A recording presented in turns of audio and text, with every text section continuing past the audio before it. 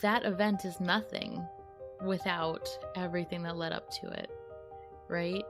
What is a wedding without the relationship before? What is a graduation without all of the hard work before? So it's so sweet and it should be honored, and I would never want to take away from these precious just life events. But I think that we can get a little bit lost. This is the Help Me See podcast, and I'm your host, Bianca Morra. I'm an artist, an educator, and an anxiety-ridden mama who's obsessed with making meaning in art out of this one and only life. This podcast is about helping you see your life before it's gone. Like, really see it. I want to ask questions like, when does your now become your nostalgia? How can we be more intentional with the memories we're saving and not just capturing the highlight reel? You can expect an episode every Wednesday, some with just my introvert self rambling about what keeps me up at night, and some amazing guest speakers diving into how they choose to see. Something that seriously pains me is hearing, I wish I would have known how important that was at the time. I hate hearing that from others, and I'm scared to feel that for myself. I do feel like doing this podcast will be a comfort. I believe that if we continue having conversations about intention and awareness, that we can all live more fulfilled lives and create amazing work. I hope you leave each episode feeling inspired by your day-to-day with a deep peace of knowing that you're not missing it. So grab your coffee, settle in, and let's talk about everything that's right in front of us.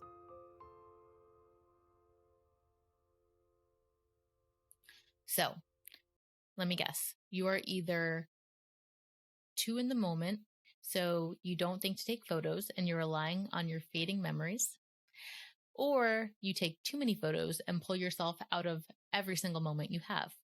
Which camp are you in? I bet you could guess that I'm in the overboard camp. I made something just for you. Sign up for my free guide, See Nostalgia Now, 3 ways to save your memories before they're gone. I list super simple tools and easy to implement ideas to diversify how you save your memories so you don't have to feel the pressure of missing the moment or forgetting your memories. I even include some strange personal anecdotes on how I've done it myself. I may or may not have secretly recorded my partner's reaction to my pregnancy announcement and then gifted him the video a full year later. No judgments, please. Head to my website, www.biancaliamora.com, to sign up for the free guide or see the link in the show notes. I can't wait to hear how it helps you bottle up your goodness. These weeks have been going by so fast. To be completely honest, as usual, when you start a podcast, which is something I had never planned to do at all, you are supposed to, it's a best practice to like have a little bit of a buildup before a batch kind of episodes to get you going. So you don't feel like you're, under fire every week to do this. And the last couple weeks have been so crazy. I've been recording episodes the night before they drop. And you know what? It's not ideal by any means. I'm so tired right now, but it is actually really interesting. The internal pull I feel and like the commitment and what comes out because I've committed to showing up for this. It's very early days, and I can't imagine that, a lot of boats would be rocked if I was late coming out with an episode, but I made a commitment and I'm standing by that. And I know that I said every Wednesday, come rain or shine, this is what I'm doing. And I'm actually quite thankful for it. I've liked the intentionality that this is forced out of me in times when I'm just tired. Speaking of tired, I am drinking an iced coffee at 9:30 at night. Last night, between my baby, who's not exactly a quote unquote good sleeper right now. I mean, what does that even mean? And my dog, who had bouts of diarrhea every 2 hours, I don't know how I'm functioning. I started painting my new photo studio today. And let's just say, as I put it on my story on Instagram, I didn't miss my calling in life. Painting is just not my thing. I would love it to be my thing. It's not my thing. And that was only the first coat. Tomorrow's part 2. I'm really excited to get it done.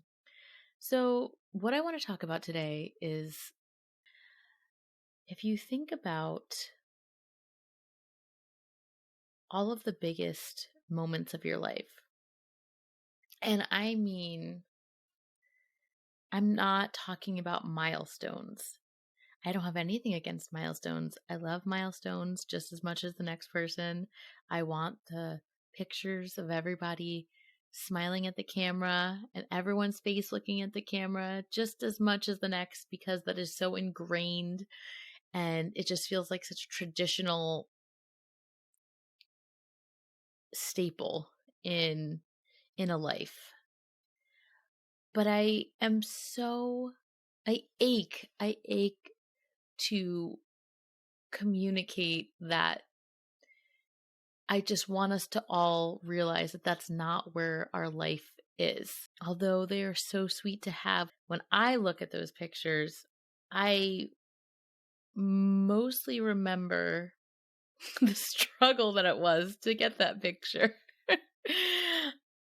I want the pictures that we're taking for ourselves, for our future selves, for our kids when they grow up, for our, families, future families when we're morbid, but gone. I want the pictures to be rich in meaning and give insight into what it was really like. And those staged portraits just aren't real life. So the best way that I found to illustrate it is something that I am sure that everyone can relate to. Being a photographer, sometimes I feel like some people feel as if it's like a magic trick with your eye. Like, oh, I'm not creative. I would never think to photograph that, as if it's unattainable. And it's not. Like my best friend, we did a little getaway together and she was bathing her baby in the bathtub and she had never taken a bath with him before. And I just came in the room and I started photographing it and she just ignored me as she usually does. And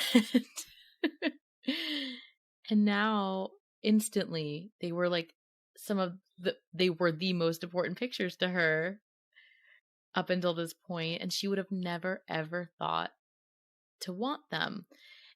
And I say that because she said that. I would have never ever thought that this was important, and it's so important. And that is where my urgency lies. I was speaking with someone and she was reflecting on her children's photos and how she has every holiday and every school picture, but she would give them all away just to get a few pictures of her kids at the table eating breakfast in their jammies, and I want that for all of us. So, okay, back to my point. I'm tangenting again. See, succinct, not my strong point. When you think about some of the most important moments of your life, a lot of times they are not most times they're not grandiose. They're not these big events. It's these little, very specific things. I think about when I knew for the first time that I was in love with Ben in college. And we were on the student deck doing work. It was freshman year. So I was sitting there trying to draw, which was a problem from the beginning, with a pencil. And he was on the phone with his mom. And without looking at me, without making a thing, while talking, with his phone against his shoulder, he just took the pencil out of my hand while I was mid-drawing, took out his pocket knife, sharpened it for me, and gave it back to me and continued his conversation without even looking at me. And I was, there's something about that just stabbed me in the heart. And I was like, oh my gosh, I love him. I'm in love with this person. And it's these little moments that mean so much. And there was something about it, I don't know what it was, but if I'm going to think about it, which I am because I brought it up, just the effortless care and attention, as if it even mattered. Of course, whatever I was drawing was absolute garbage, but but there's so much life and love in those little inexplicable things that just light us on fire. Like, think about, you ever come across a meme online that makes you just burst out laughing, even if you're just sitting there alone? Odds are it is because it's something so specific that you are just flabbergasted that someone else had that same experience as you. And it just hits different than any slapstick sense of humor or joke or whatever ever could. It's the quiet little things. So when I'm thinking about the topic of knowing what are the right pictures, what are the pictures you'll actually want, and the pictures you'll actually need later in life or tomorrow or next week, because we never know when we're going to need what we need. I'm wondering things like, right now, for instance, my favorite thing about my kid, if I had to pick something in the season that he's in, I mean, there's a million. The way he recites his movies and says, "Go away, I'm mad at you," and absolutely not. But another thing is how he eats. There's something about watching kids eat that's just hysterical. And in my mind right now, I can think that I'll never forget. I'll never forget the way his little grubby fingers pushes food into the corner of his mouth, and it's just disgusting mess. But I'm constantly surprised at how much I do forget. No matter how important it is, time is a tricky little bitch, and your vision gets blurry. Your memory gets blurry. Hopefully your vision doesn't get blurry. I think that does get blurry too, though. It's so scary. But yeah, it's hard. It gets really fuzzy. And if you don't take these pictures and you don't take these videos, it's really hard to remember. And I think we're caught in this cycle, right? Because we all objectively know this. It seems so obvious. Like, of course, it's the little things. Everything else is, has an element of being superficial. But I think it's so ingrained in us to take the images and stop and document where our life is at those milestones, at those big, this has all been leading up to this moment. Because it's a time where we're all forced to pause because we're pausing together to acknowledge the end of something and the beginning of something else. And that's so sweet. And I love that. But that event is nothing without everything that led up to it, right? What is a wedding without the relationship before? What is a graduation without all of the hard work before? So it's so sweet and it should be honored. And I would never want to take away from these precious just life events that we have for ourselves and the pictures that we want from them. But I think that we can get a little bit lost in the pressures of having those be what we have proof of and documentation of. It takes so much time and energy to plan like your yearly family shoot. What are we going to wear? I hope they're going to be on their best behavior. Yada, yada, X, Y, and Z. And they are so important. It really is. But it isn't your life actually, right? So what if we didn't feel this pressure to record our milestone events the way we do? What if we shared some of that responsibility we feel for capturing those moments and spread it out over the other parts of our life, the real parts of our life, the most of our life? What if we relieved that pressure? I think that is an area that I've really been thankful to have experienced some sort of relief around. And sometimes I still get caught up in it.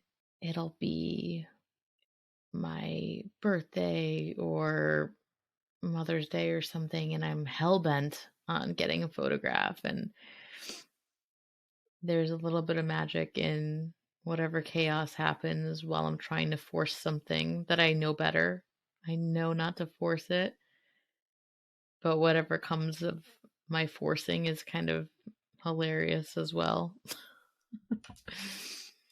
What if we didn't have to get so tense about getting the shot on that day, because that's a special day, because we know that every day is really special, and we have such a wealth of meaningful photographs that those sweet milestone photos and those portraits of everyone looking at the camera, those are just the cherries on the top.